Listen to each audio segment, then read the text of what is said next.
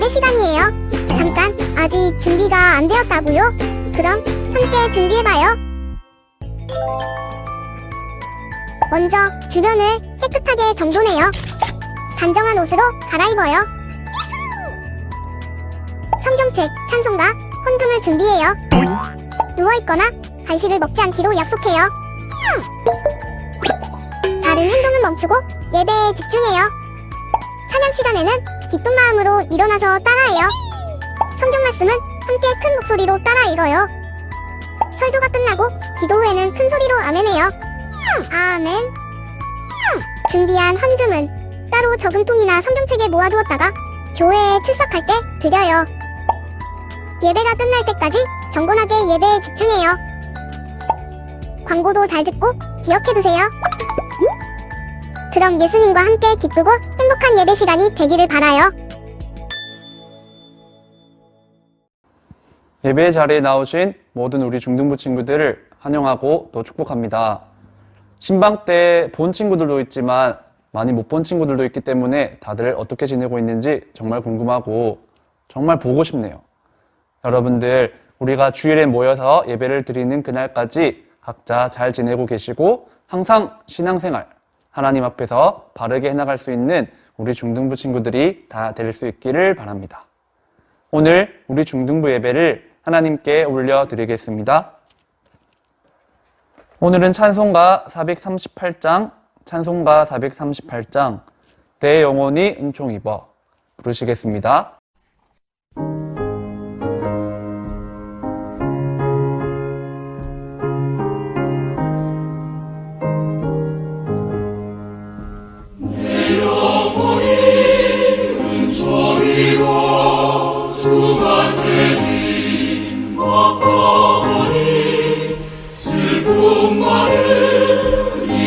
세상도 천국으로 와도다. 할렐루야 찬양하세. 내 모든 죄 사함받고 주 예수와 동행하리. 그 어디나 하늘나라 주의 얼굴 뵙기 전에 멀리 뵈던 하늘나라 내 맘속에 이루어지니 날로 가깝도다. 할렐루야 찬양하세. 내 모든 죄 사함받고 주 예수와 동행하니 그 어디나 하늘나라.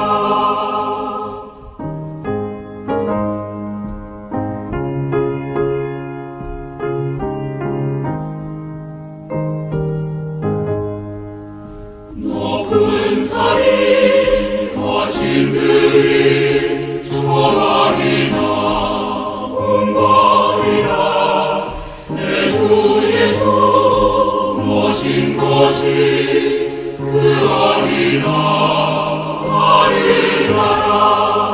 할렐루야 찬양하세. 내 모든 죄 사함받고 주 예수와 동행하니 그 어디나 하늘나라.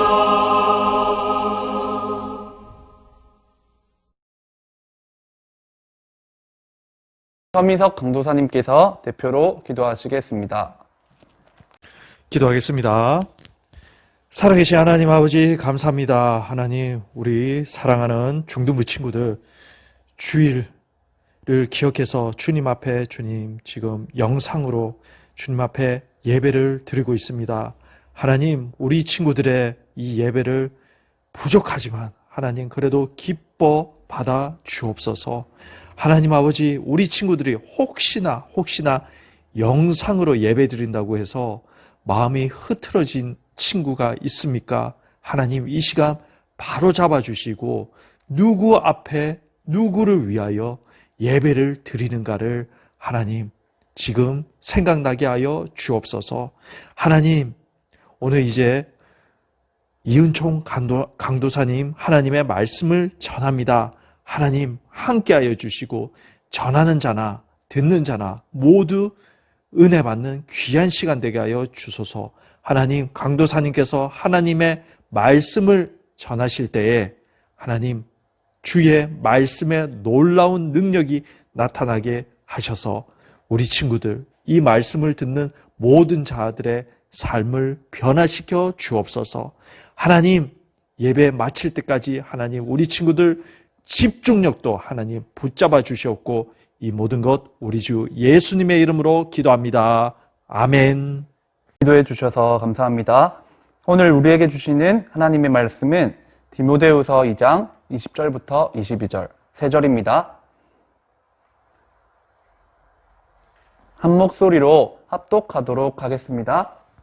큰 집에는 금그릇과 은그릇뿐 아니라 나무 그릇과 질그릇도 있어 귀하게 쓰는 것도 있고 천하게 쓰는 것도 있나니 그러므로 누구든지 이런 것에서 자기를 깨끗하게 하면 귀히 쓰는 그릇이 되어 거룩하고 주인의 쓰심에 합당하며 모든 선한 일에 준비함이 되리라. 또한 너는 청년의 정욕을 피하고 주를 깨끗한 마음으로 부르는 자들과 함께 의와 믿음과 사랑과 화평을 따르라. 아멘.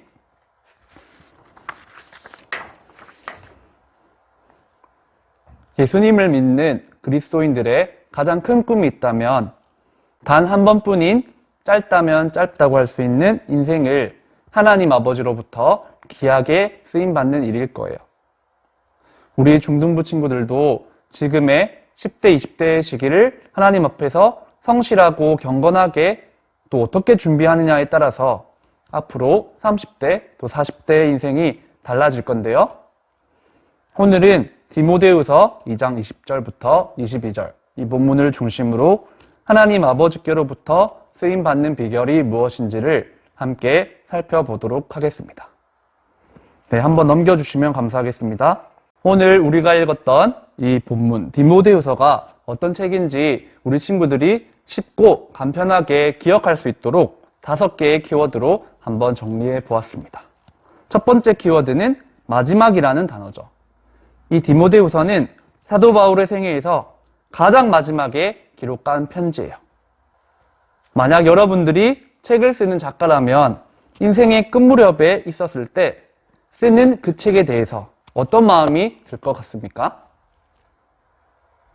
네, 그 다음으로 2가지 마음이라는 키워드예요. 그래서 그런지 이 편지에는 사도 바울의 2가지의 마음이 묻어나고 있어요. 첫 번째는 뭐냐면 진지하고 결연한 마음이에요. 또 하나의 마음은 무엇이냐면 따뜻한 사랑의 마음이 이 책 안에 스며들어 있어요. 네, 다음 키워드로 넘어가면 디모데라고 하는 단어예요. 누구를 향해서 자신의 진지하고도 따뜻한 사랑의 마음을 전하고 싶었을까요? 네, 맞아요. 우리 친구들이 대답한 것처럼 바로 디모데라고 하는 이 사도 바울의 제자를 향해서 사도 바울이 마지막 편지를 쓰고 있는 거예요. 이 디모데는 아버지는 헬라인, 어머니는 유대인 이었던 청년으로서 사도 바울의 제1차 전도 여행 때 복음을 듣고 회심한 것으로 예수님을 믿게 된 것으로 그렇게 알려져 있습니다. 그 후로는 이 사도 바울의 여러 전도 여행을 따라다니면서 사도 바울로부터 예수님과 신앙생활에 대해서 배워 나갔어요. 다음으로 4번째 단어는 옥중서신이라고 하는 단어예요. 이 디모데후서를 사도 바울이 쓰고 있는 시점이 로마에서 복음을 전하고 있다가 AD 64년경에 제가 여러 번 설교 시간에도 얘기를 했는데요. 로마의 대화재로 인해서 네로 황제가 기독교인들을 향한 핍박을 막 시작하고 극에 달한 시점이었어요. 사도 바울은 안타깝게도 이 시기에 감옥으로 투옥되었고 결국에는 이 로마에서 순교를 하게 됩니다. 그리고 마지막으로 5번째 단어는 2가지 겉면이라는 단어예요. 이제 곧 죽기 직전에 사랑하는 제자였던 디모데를 향해서 편지를 쓰고 있는데 이 디모데는 에베소라는 지역에서 목회를 하고 있었어요. 에베소도 역시나 기독교인들을 향한 핍박에서 자유로울 수가 없었죠. 그래서 편지에서 디모데에게 첫 번째로 여태껏 정말 많은 지역을 돌아다니면서 목회를 했던 이 사도 바울 자신의 경험을 사랑하는 마음으로, 정말 간절히 이 디모데를 아끼는 마음으로 전수해 주고자 하는 마음에서 이 편지를 쓰고 있고, 두 번째로는 디모데 역시도, 에베소 지역 역시도 로마 대화제로 인한 그 핍박과 고난에서 자유로울 수가 없었다고 했죠. 그렇지만 끝까지 믿음의 선한 싸움을 싸울 것을 이 책에서, 이 편지에서 비장하게 당부하고 있는 거예요. 디모데후서는 1차적으로는 사도 바울의 디모데를 향한 편지라고 할 수 있지만 오늘날 우리에게도 동일하게 말씀하시는 하나님의 편지예요.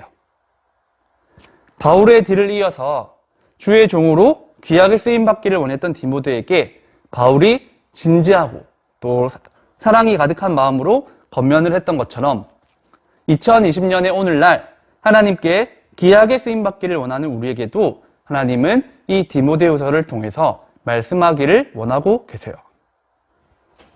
그럼 먼저 20절을 보겠습니다. 큰 집에는 금그릇과 은그릇뿐 아니라 나무 그릇과 질그릇도 있어 귀하게 쓰는 것도 있고 천하게 쓰는 것도 있나니. 아멘. 네, 한번 넘겨주세요. 여러분, 집안에서 찬장을 열어본 적이 있을 거예요. 찬장을 보면 되게 여러 종류의 그릇들이 있습니다. 넓이가 아주 큰 그릇도 있고 폭이 되게 좁은 그릇도 있고요. 길쭉한 그릇도 있고 잘 깨지는 그릇도 있고 식사할 때마다 자주 찾게 되는 그런 그릇도 있고 내가 좋아하는 특별한 모양의 그릇도 찬장 안에 있어요. 이 큰 집과 여러 그릇들은 하나님 나라와 주님의 백성들을 비유한다고 볼 수 있어요.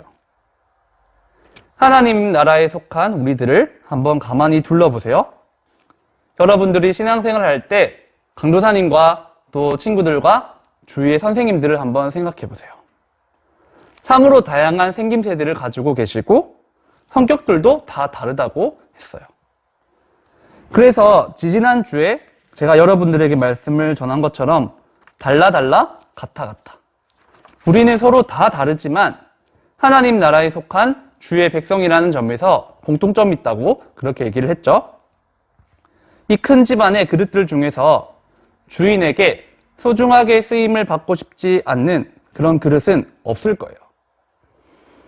저는 주인이 내팽겨치고 먼지 가득하고 본체만체하는 그릇이어도 상관없습니다.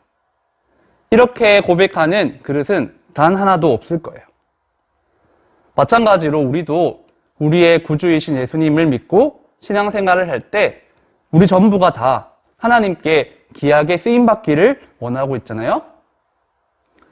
그렇다면 하나님께서는 어떤 그릇을 기쁜 마음으로 흔쾌히 넉넉하게 사용하실까요? 본문의 21절을 보겠습니다.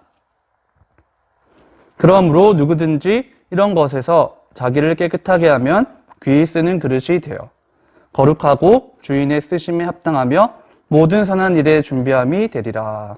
아멘. 중등부 친구들, 느낌 맞죠? 어떤 그릇을 주인이신 하나님께서 귀하게 쓰신다고요? 네, 맞아요. 누구든지 이런 것에서 자기를 깨끗하게 하면, 자기 자신을 깨끗하게 하는 그릇. 그러니까 아주 깨끗하고 잘 정돈된 그릇을 주인이신 하나님께서 귀하게, 합당하게 받으시고 쓰신대요. 이 21절에 이런 것에서 라는 표현이 있는데, 이 표현은 이 사도 바울과 디모데가 살았던 그 당시 로마 시대에 예수님을 거슬렀던 거짓 교훈들과 악한 관습들을 뜻하고 있어요. 다시 말해서 이런 것들, 거짓된 가르침들과 악한 문화들로부터 스스로를 깨끗하게 하는 사람, 그 사람은 하나님께서 귀하게 사용하시는 그릇이라고 말씀하고 계신 거죠. 여러분들에게도 질문을 하고 싶어요. 여러분들은 오늘날 2020년 대한민국에서 저와 여러분들 주변에 있는 하나님과 하나님의 말씀의 빛 아래서 비추어 보았을 때 거짓된 가르침과 또는 악한 문화들이 무엇인지를 제가 질문했을 때 바로 대답을 할 수 있을까요? 만약 바로 대답할 수 있다면 신앙생활을 잘 하고 있는 거예요. 반대로 그렇지 않다면 위기의식을 절실히 느껴야 하겠어요. 사랑하는 우리 중등부 친구들, 여러분들의 그 14살, 또 15살, 16살의 소중하고 아름다운 그 시기 때부터 거룩함을 간절히 원하시기를 바랍니다. 그 어떤 것과도 거룩함을 타협하지 않기를 바라요. 왜냐하면 하나님께서 우리 사람을 사용하시는 기준은 바로 거룩함에 있기 때문이에요. 한번 잘 생각해 보세요. 우리가 우리 집안에 있는 찬장에 있는 그릇들 중에서 밥그릇만 사용하나요? 아니죠. 여러 종류의 반찬을 담을 때마다 식기를 다르게 쓰고 손님이 왔을 때는 또 이 그릇을 쓰고 혼자서 식사할 때, 가볍게 사용할 때, 음식물을 오랫동안 보관할 때 등등 각양각색의 상황마다 우리는 그 그릇들을 다 구별해 가면서 구분해 가면서 사용해요. 이처럼 찬장에 많은 종류의 그릇들을 다양한 목적으로 사용할 수가 있지만 그럼에도 우리가 절대로 사용하지 않는 그릇, 절대로 사용하지 못하는 그릇이 한 가지 있죠. 어떤 그릇이에요? 바로 깨끗하지가 않은 그릇이에요. 그 그릇 안에 바로 더러운 것들이 가득 담겨 있고 냄새가 막 나는 그릇에 우리가 원하는 음식을 넣어줄 수가 있나요? 아니죠. 그렇다면 우리는 어떻게 깨끗한 그릇이 될 수가 있을까요? 22절을 보겠습니다. 또한 너는 청년의 정욕을 피하고 주를 깨끗한 마음으로 부르는 자들과 함께 의와 믿음과 사랑과 화평을 따르라. 아멘. 이 22절에서 청년의 정욕을 피하고 그리고 주를 깨끗한 마음으로 부르는 자들과 함께 의와 믿음과 사랑과 화평을 따르라. 이 두 동사를 여러분들이 유의해서 보시기를 바라요. 저는 피하고 또 따르라. 이 두 동사를 소극적인 방법과 적극적인 방법이라고 그렇게 이름을 한번 붙여보았습니다. 저와 여러분이 깨끗한 그릇이 되기 위해서는 소극적인 방법과 적극적인 방법을 둘 다 함께 사용해야 돼요. 다르게 한번 말해볼까요? 거룩한 사람이 되기 위해서 나쁜 습관을 버려나가는 것과 좋은 습관을 늘려나가는 것을 함께 병행해 나가야 한다는 것이죠. 이 설교를 들으면서 길게는 올해, 짧게는 우리가 이 코로나19 상황으로 인해서 영상 예배를 드리고 있는 기간 동안에 하나님께서 보시기에 깨끗한 그릇으로 저와 여러분이 날마다 준비되어 가고 있는지를 한번 떠올려 보시기를 바라요. 그리고 소극적인 방법과 적극적인 방법, 이 둘 다 모색해서 날마다 조금씩 하나님께서 편하고 익숙하게 사용하실 수 있는 좋은 그릇, 바로 깨끗한 그릇으로 탁월하게 준비해 나가는 저와 모든 우리 중등부 친구들이 될 수 있기를 바랍니다. 이제 말씀을 맺겠습니다. 오늘은 쓰임받는 비결이라는 제목으로 말씀을 전했어요. 네, 넘겨주시면 됩니다. 네, 한 번 더 넘겨주세요. 하나님께 쓰임받는 비결은 무엇입니까? 우리 친구들 한번 생각해 보세요. 3초, 2초, 1초. 네, 한번 넘겨주실래요? 본문의 22절이었죠. 하나님께 쓰임받는 비결은 깨끗한 그릇이 되는 것이라고 했어요. 그리고 한 번 더 넘겨주실래요? 그렇다면 어떻게 하면 깨끗한 그릇이 될 수가 있습니까? 본문의 23절이에요. 소극적인 방법과 적극적인 방법을 동시에 병행해 나가야 합니다. 끝으로 고린도후서 4장 7절로 설교를 마치려고 해요. 우리가 이 보배를 질그릇에 가졌으니 이는 심히 큰 능력은 하나님께 있고 우리에게 있지 아니함을 알게 하려 함이라. 아멘. 저와 여러분들의 모습이 혹여나 질그릇 또는 유리그릇처럼 특별하지 않고 대단해 보이지 않더라도 괜찮아요. 우리를 진정으로 값어치 있게 해주시고 우리를 진정으로 높여주시는 보배이신 예수님을 여러분들의 삶 한가운데로 초청할 수 있다면, 그리고 그분과 날마다 동행할 수 있다면 저와 여러분들은 아주 부족하고 연약할지라도 하나님으로부터 귀하게 쓰임받는 그릇으로 살아갈 수 있어요. 이 설교를 들은 지금 이 시점부터 스스로를 깨끗한 그릇으로 정결하게 다듬어 나가는 저와 모든 우리 중등부 친구들이 될 수 있기를 바랍니다.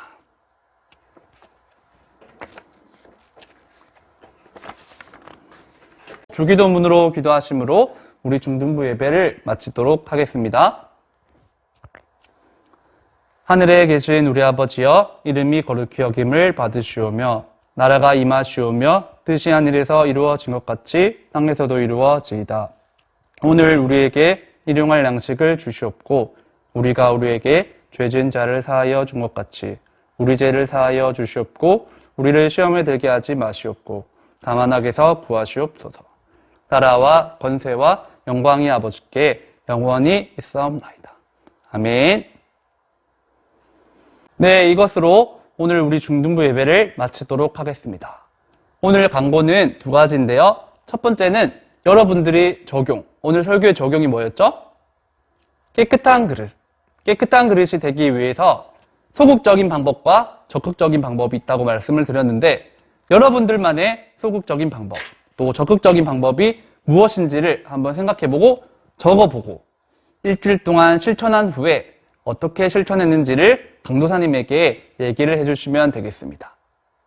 오늘 주신 말씀대로 살아가는 게 첫 번째 강고고, 두 번째 강고는 여러분들 주의해서 들어주길 바라요. 우리 다음 주 예배를 영상 예배로 드리지 않고 다시 분이엘 성전에서 모여서 예배 드립니다. 우리 중등부는 오전 11시에 5층 비전홀에서 예배를 드렸죠. 다음 주부터는 다시 5층 비전홀 오전 11시에 분이엘 성전에서 보도록 하겠습니다. 그럼 일주일 동안 이 두 가지 강고를 여러분들이 꼭 기억하시고 건강하고 밝고 기쁜 모습으로 다음 주에 뵙도록 하겠습니다. 안녕히 계세요. 안녕.